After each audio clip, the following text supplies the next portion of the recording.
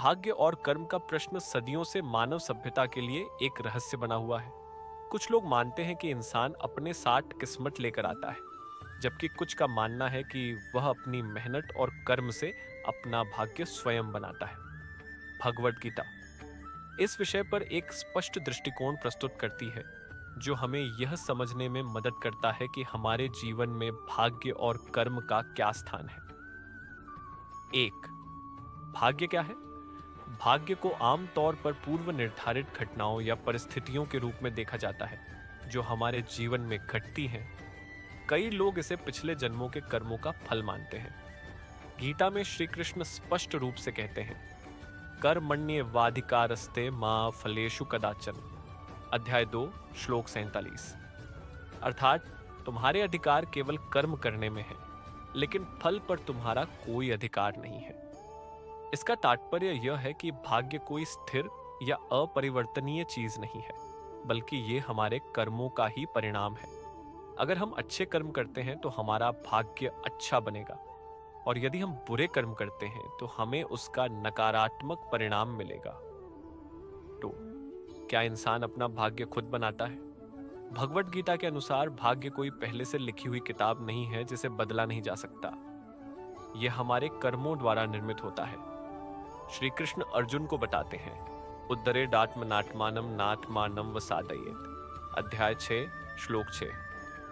5 गुणा अर्थात मनुष्य को स्वयं अपने उद्धार के लिए प्रयत्न करना चाहिए।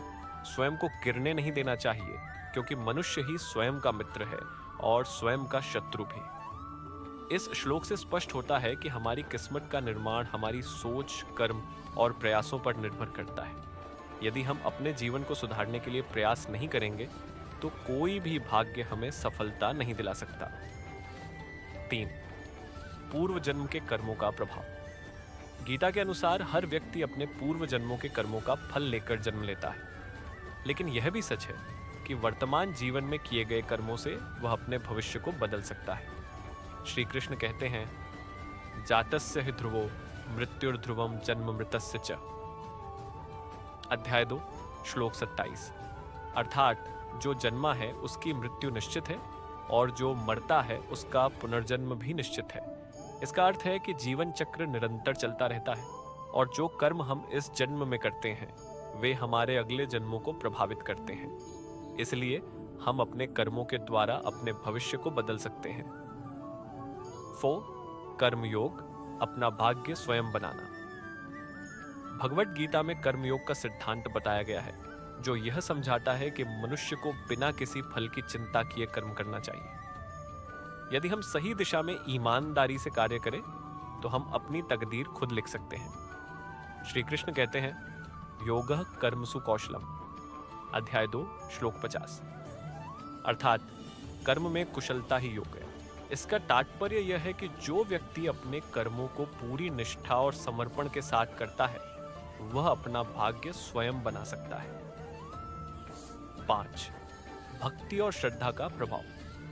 भगवद गीता के अनुसार भाग्य को बदलने के लिए न केवल कर्म आवश्यक है, बल्कि ईश्वर की भक्ति और श्रद्धा भी महत्वपूर्ण भूमिका निभाती है। श्री कृष्ण कहते हैं, सर्वधर्मान् परित्यज्य मामेकं शरणं व्रज।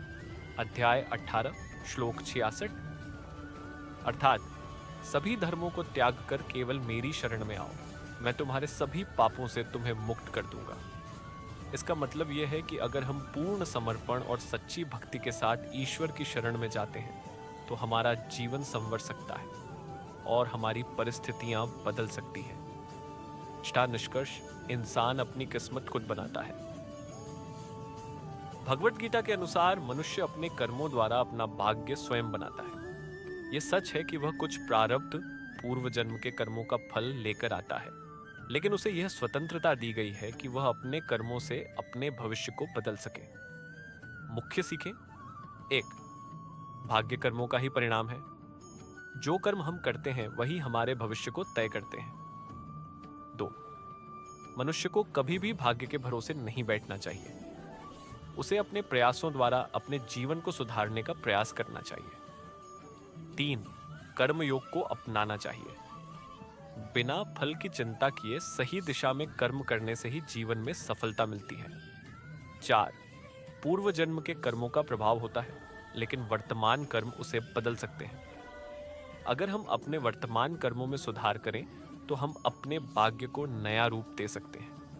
5. ईश्वर की भक्ति और श्रद्धा से भी जीवन में परिवर्तन लाया जा सकता है। सच्ची आस्था और समर्पण से कठिनाइयां दूर हो सकती हैं। अतः निष्कर्ष यह है कि इंसान अपनी किस्मत खुद बनाता है। वह जैसा कर्म करेगा वैसा ही फल पाएगा। इसलिए हमें हमेशा अच्छे कर्म करने चाहिए, सही मार्ग पर चलना चाहिए और अपने जीवन को श्रेष्ठ बनाने का निरंतर प्रयास करना चाहिए।